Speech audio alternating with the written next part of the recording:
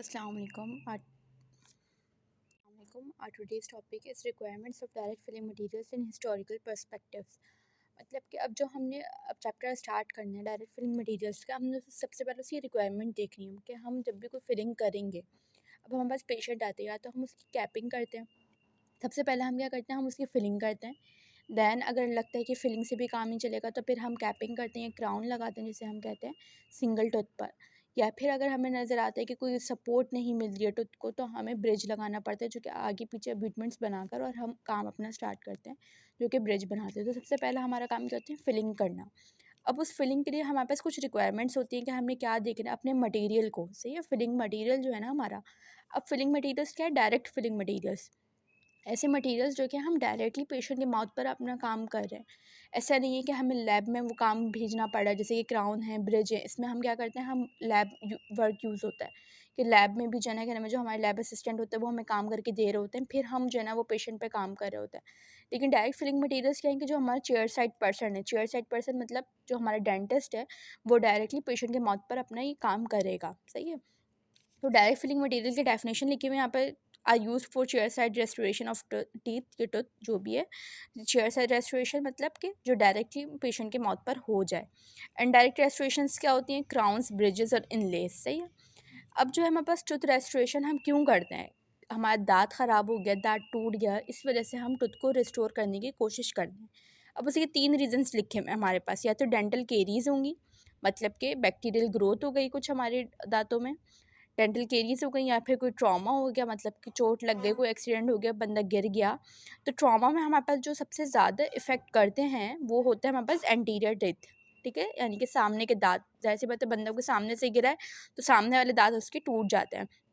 या फिर वियर, अब वियर क्या है, abrasive wear due to overzealous over brushing, जो कि हमने एब्रेशन के अंदर पढ़ा था। सही है, तो हमारे पास ये 3 रीजंस हो गए जो हमारे पास दांत ख़राब हो सकते हैं या टूट सकते हैं, उसको रिस्टोर करने के लिए हमारे पास जो डायरेक्ट फिलिंग मटेरियल है, अब उसकी हमने प्रॉपर्टीज़ देखनी है। तो हमारे पास क्या क्या लिखा हुआ है, ये लाइन कि no single restorative material is suitable for all cases.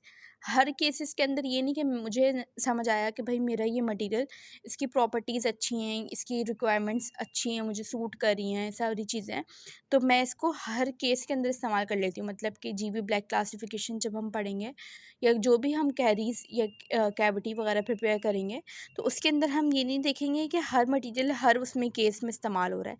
तो हर केस के लिए एक अलग डिफरेंट मटेरियल हम यूज़ कर सकते हैं, ऐसा नहीं है कि एक ही को हम सब जगह चलाएं। सही है, तो सबसे पहले जो हमारी जो प्रॉपर्टी हमने देखनी है, मतलब कि जो मेरे पास फिलिंग मटेरियल आया, मुझे सबसे पहले उसकी अपीयरेंस देखनी है, क्योंकि डेंटिस्ट्री ना एक बहुत नफासत वाला काम है, मतलब कि बहुत प्योरली आपने बहुत एस्थेटिकली काम करना है अपना, कि उसकी एस्थेटिक्स ख़राब ना हो। ज़ाहिर-सी बात है बंदा हँस रहा है, उसके दाँत सामने से नज़र आ रहे हैं, तो ऐसा ना हो कि हम कोई ऐसा फिलिंग मटेरियल लगा दें कि जो कि उसकी अपीयरेंस को बहुत बुरा लुक दे रहा हो। सही है? तो हमने सबसे पहले उसकी फ़िज़िकल प्रॉपर्टी देखनी है, मतलब कि उसकी अपीयरेंस देखनी है कि क्या वो टूथ के कलर से मैच कर रहा है, व्हाटएवर ये सारी चीज़ें। फिर आ जाते हैं हम, अच्छा ये जो अपीयरेंस है ना, ये सबसे ज़्यादा हम देखेंगे अपने एंटीरियर टिथ पर।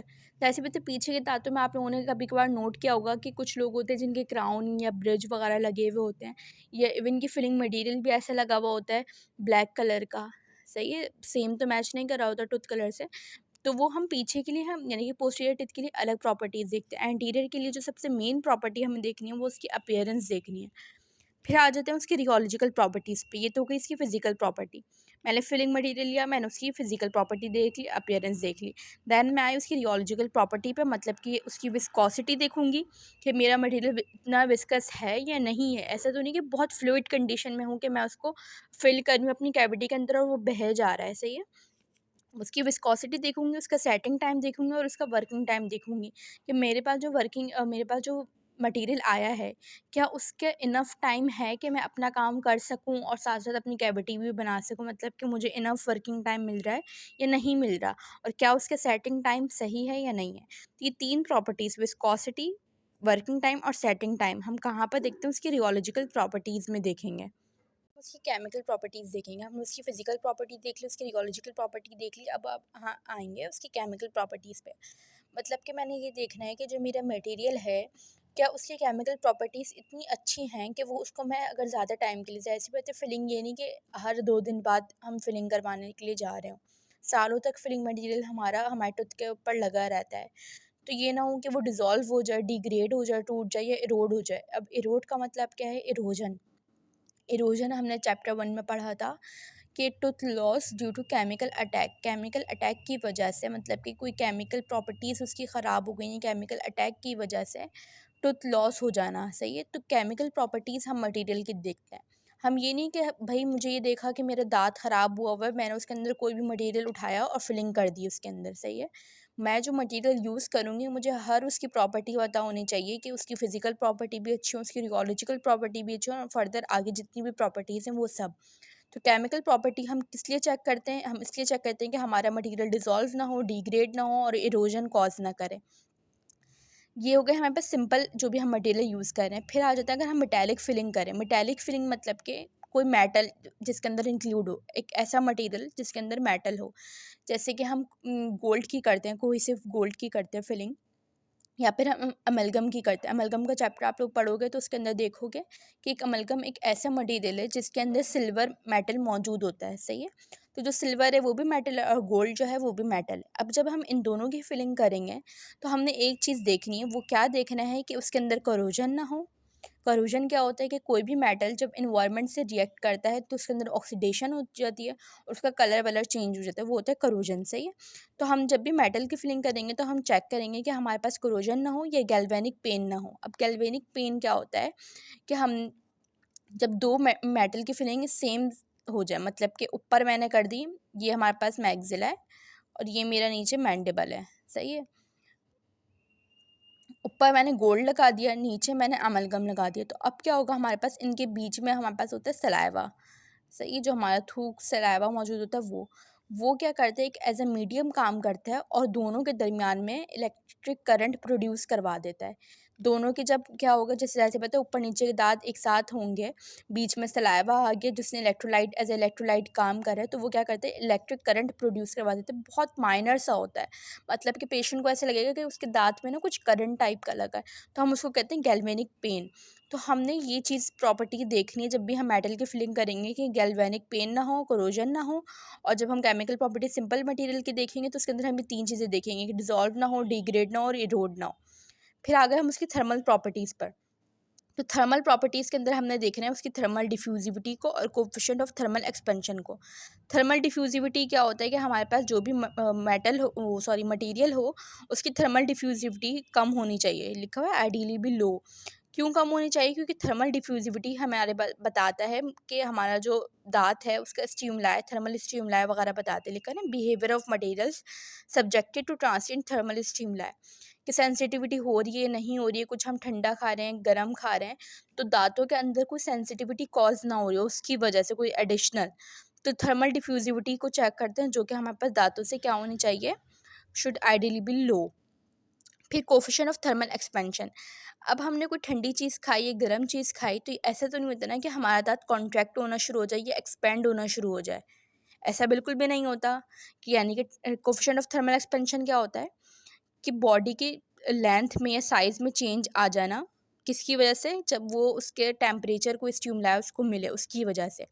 अब हमारे पास ये तो नहीं है कि अगर हम कोई गर्म चीज़ खा रहे हैं तो हमारा जो दाँत है वो एक्सपेंड कर गया, कोई ठंडी चीज़ खा रहे हैं तो वो कॉन्ट्रैक्ट कर गया, ऐसा नहीं है बिल्कुल भी, सिर्फ सेंसिटिविटी कॉज होती है। तो हमारे पास क्या है कि जो कोएफिशिएंट ऑफ थर्मल एक्सपेंशन होता है ना, वो सेम होना चाहिए एनामल और डेंटिन से, सही है। एनामल और डेंटिन का जो same coefficient of thermal expansion है, इसी तरीके से जो भी हम मटेरियल यूज़ करें उसका भी coefficient of thermal expansion same होना चाहिए, ताकि कोई लीकेज वगैरह ना हो। अब लीकेज क्यों है? मैंने कोई गर्म चीज़ खाई, मेरा फिलिंग मटेरियल एक्सपेंड कर गया। अब जब वो एक्सपेंड करा, वो लीक होना शुरू हुआ अपनी जगह से, सही है। वो अपनी जगह से लीक होकर बराबर वाले दाँत पर चला गया या हमारे ओरल कैविटी में चला गया, तो वो डेंजरस है ना, ज़ाहिर सी बात है फिलिंग मटेरियल सिर्फ दांतों के लिए, ओरल कैविटी के लिए कोई ऐसा तो नहीं है कि जो है हमारे पास पैलेट वगैरह पर लगे, वो इरिटेशन कॉज करेगा, गम्स वगैरह पर लगे, या इसी तरीके से अगर वो कॉन्ट्रैक्ट हो जाए, सही है, अगर वो कॉन्ट्रैक्ट हो गया तो जब भी हमारा कोई फ़ायदा नहीं है। हम फिलिंग मटेरियल तो जब ही लगा रहे हैं कि जब हम अपने जो दांत है उसको रिस्टोर कर सकें। अगर वही वहाँ से हट गया कॉन्ट्रैक्ट होने के बाद, तो फ़ायदा तो कुछ भी नहीं हुआ। इसलिए हमने थर्मल प्रॉपर्टीज़ में 2 चीज़ें देखनी, एक थर्मल डिफ्यूज़िविटी और एक coefficient of thermal expansion. Thermal diffusivity कम होनी चाहिए और कोएफ़िशिएंट ऑफ थर्मल एक्सपेंशन ज़्यादा होना चाहिए। फिर आ जाते हैं उसकी मैकेनिकल प्रॉपर्टीज़ पे। तो देखो मैकेनिकल प्रॉपर्टीज़ में हमने ये देखना है कि जो हम फिलिंग मटेरियल यूज़ कर रहे हैं क्या वो इनफ हार्ड है कि वो हमारे पास एब्रेसिव वियर या एब्रेशन कॉज ना करें, कि हम उसके ऊपर जब मैकेनिकली इतनी ज़्यादा फोर्सेस लग रही होती हैं। और मैकेनिकल प्रॉपर्टीज़ हम ज़्यादा देखते हैं पोस्टीरियर टूथ में, सही है। एंटीरियर में हम क्या देख रहे थे, उसकी अपीयरेंस देख रहे थे, पोस्टीरियर के अंदर हम उसकी मैकेनिकल प्रॉपर्टीज़ देखते हैं। क्योंकि पोस्टीरियर कैसे होते हैं, बहुत स्ट्रॉन्ग टीथ होते हैं जो कि ग्राइंडिंग वगैरह में हेल्प करते हैं, जहाँ पर ज़्यादा फोर्सेस लगती हैं। जैसे पता है हम कंटिन्यूअसली कोई खाना चबा रहे हैं, कुछ ग्राइंडिंग वगैरह का प्रोसेस हो रहा है, तो वहाँ पर ज़्यादा फोर्सेस लगती हैं। तो जब हम वहाँ पर जब पीछे के दांतों में हम फिलिंग करेंगे पोस्टीरियरली, तो हम वहाँ पर उसकी मैकेनिकल प्रॉपर्टीज़ देखेंगे। हमने देखना है कि एब्रेशन ना हो, एब्रेशन रेजिस्टेंस हो मटेरियल। एब्रेशन क्या था, tooth loss due to mechanical forces, mechanical forces की वजह से टूथ लॉस होना, तो वो एब्रेशन रेजिस्टेंस हो। और क्रीप ना हो। अब क्रीप क्या होता है, हमने चैप्टर 2 में इसकी डेफिनेशन पढ़ी थी। Small deformation produce by a large stress over a long period of time. छोटा सा डिफॉर्मेशन हो जाना, मतलब टूट जाना उस फिलिंग मटेरियल का, या वट जो भी है, डिफॉर्मेशन हो जाना किस वजह से, लार्ज स्ट्रेस, बहुत ज़्यादा उसके ऊपर स्ट्रेस लग रहा है over a long period of time, बहुत ज़्यादा टाइम तक, तो उसको हम कहते हैं क्रीप। तो मैकेनिकल प्रॉपर्टीज़ इतनी अच्छी होनी चाहिए कि वो एब्रेशन रेजिस्टेंस भी हो और क्रीप ना हो उसके अंदर। फिर एडिशन, एडिशन क्या था कि वो हम जैसे कि 2 मटेरियल्स हैं, डिफरेंट मटेरियल्स जब जॉइन करते हैं तो उस प्रोसेस को हम कहते हैं एडिशन या रिटेंशन। एडहेसिव क्या था, जो कि उनको चिपकाता है, मतलब कि हम सिंपल लैंग्वेज में अगर कहें, जैसे कि हम 2 पेपर है, 2 पेपर को जॉइन करना है, मुझे उसको पेस्ट करना है, तो मैं क्या करूँगी, उनके बीच में ग्लू लगा दूँगी। तो वो ग्लू क्या है, मेरा एक एज़ अ एडहेसिव काम करेगा। और एक डेफिनेशन होती है एडहेरेंट। एडहेरेंट क्या होता है, वो जगह जहाँ पर एडहेसिव लगता है। और एडिशन क्या है, वो प्रोसेस है जिसके अंदर 2 चीज़ें, डिफरेंट चीज़ें क्या होती हैं, एक साथ जॉइन हो जाती हैं, स्टिक हो जाती हैं। तो जो भी हमारा फिलिंग मटेरियल हो उसकी एडिसिव प्रॉपर्टी बहुत अच्छी होनी चाहिए। एडिसिव प्रॉपर्टी क्या है कि एडिशन उसकी बहुत अच्छी हो दाँत के साथ। ऐसा ना हो कि मैंने फिलिंग करी, घर जाते-जाते फिलिंग अलग रह गई और दाँत अलग रह गया। तो वो क्या है, सालों तक वो फिलिंग मटेरियल उस दाँत के साथ चिपका रहेगा, रिटेन रहेगा, सही है? तो ये होती है हमारे पास एडिशन। फिर बाकी हमारे पास है बायोलॉजिकल प्रॉपर्टीज़। तो बायोलॉजिकल प्रॉपर्टीज़ में हम यही देखते हैं कि जो भी हमारा मटेरियल है वो इतना अच्छा हो कि कोई वो इरिटेशन कॉज़ ना करे, कोई वो ब्लिस्टर्स ना करे, कोई इसकी वजह से कोई दाँतों में एक्स्ट्रा प्रॉब्लम्स ना क्रिएट हो जाएँ। तो वो सारी हम उसकी बायोलॉजिकल प्रॉपर्टीज़ में देखेंगे। और हम जो है कुछ मटेरियल्स ऐसे होते हैं जो कि बहुत अच्छे होते हैं। बाकी सारी प्रॉपर्टीज़ तो उनकी अच्छी हैं, मगर बायोलॉजिकल प्रॉपर्टी अच्छी नहीं है। मतलब कि उससे है हमें ख़तरा कि हमारे बाकी के दाँतों को मसला हो जाएगा, या हमारे जिंजाइवा वगैरह में प्रॉब्लम हो जाएगी। तो हम क्या करते हैं, फिर लाइनिंग यूज़ करते हैं। सही है, लाइनिंग क्या होती है, ये हमारा दाँत है, सही है, ये हमारा दाँत है, मुझे इसके ऊपर फिलिंग करनी है। तो मैं यहाँ पे पहले लाइनिंग करूँगी और फिर फिलिंग करूँगी, सही है। ये हम चैप्टर में आगे पढ़ेंगे कि लाइनिंग मटेरियल्स क्या होते हैं। तो यहाँ पे क्या लिखा हुआ है कि अगर बायोलॉजिकली कोई मटेरियल ऐसा है जिसकी बायोलॉजिकल प्रॉपर्टीज़ इतनी इनफ अच्छी नहीं है, तो हम क्या करते हैं, फिर लाइनिंग कर लेते हैं। फिर अगर हिस्टोरिकल देखें कि हमारे पास 3 जो हमारे पास लिखे हुए हैं कि डायरेक्ट फिलिंग मटेरियल्स हैं, वो हैं कोहेसिव गोल्ड, डेंटल अमलगम और सिलिकेट सीमेंट्स, सही है, इसको याद रखना है। कोहेसिव गोल्ड, डेंटल अमलगम और सिलिकेट सीमेंट्स, ये 3 चीज़ें हैं जो कि डायरेक्ट फिलिंग मटेरियल के तौर पर इस्तेमाल की जाती थी और हैं। लेकिन जो सिलिकेट सीमेंट्स हैं वो द फर्स्ट हैं जो कि सबसे पहले डिस्कवर हुई थी as a direct filling material. ये एमसीक्यूज़ में भी आया था हमारे बल्कि ही थ्योरी में। तो इसको याद रखना कि सबसे पहले जो डायरेक्ट फिलिंग मटेरियल इस्तेमाल हुआ था वो सिलिकेट सीमेंट्स है। फिर यहाँ पर उसकी कुछ प्रॉपर्टीज़ लिखी हुई हैं कि उसकी प्रॉपर्टीज़ मैकेनिकली प्रॉपर्टीज़ अच्छी नहीं थी, बायोलॉजिकल प्रॉपर्टीज़ अच्छी नहीं थी। तो फिर हमने उसका यूज़ थोड़ा कम कर दिया और कोहेसिव गोल्ड और अमेलगम वगैरह इस्तेमाल किया जाता है अब। So it's all about this chapter. Thank you.